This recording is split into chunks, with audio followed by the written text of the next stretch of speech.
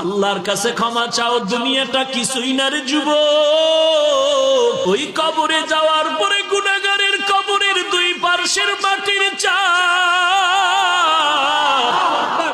পাজরের হাড় চুরমার হয়ে যাবে। একটা নয়, দুটো নয়, 70 থেকে 99টা সাপের কামড়। কবরের ভিতরে জাহান্নামের আগুন। এরে বান্দা, এখনো কি আল্লাহর রাস্তায় ফিরে আসবি না? আল্লাহ দেখায় দেয় দুনিয়ার বিল্ডিং এর আগুনে কত যুবকের লাশ, আর চিৎকারের আওয়াজ, বাঁচাও বাঁচাও।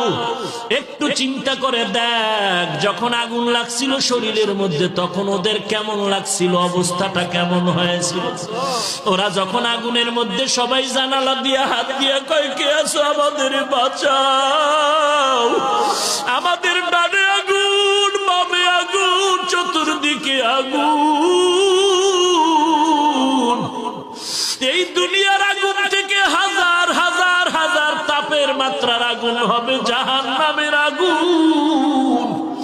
এরে যুবক, পায়ে হাত রেখে বলি, পাও দুটা আগাইয়া দাও।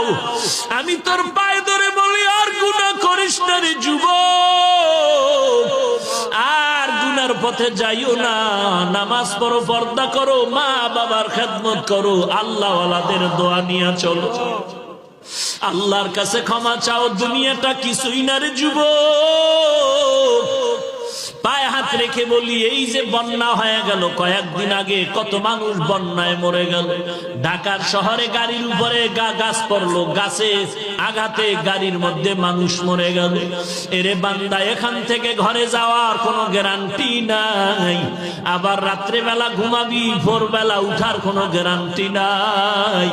পায়ে হাত রেখে বলি, রে বাবা, তোর মতো যুবক স্কুলে পড়ে নামাজ ছাড়ে না, তুমি কেন পারবা না? তোমার মতো যুবক চাকরি করে নামাজ ছাড়ে না, তুমি কেন পারবা না? কিসের বাহাদুরি করো? কিছুই না।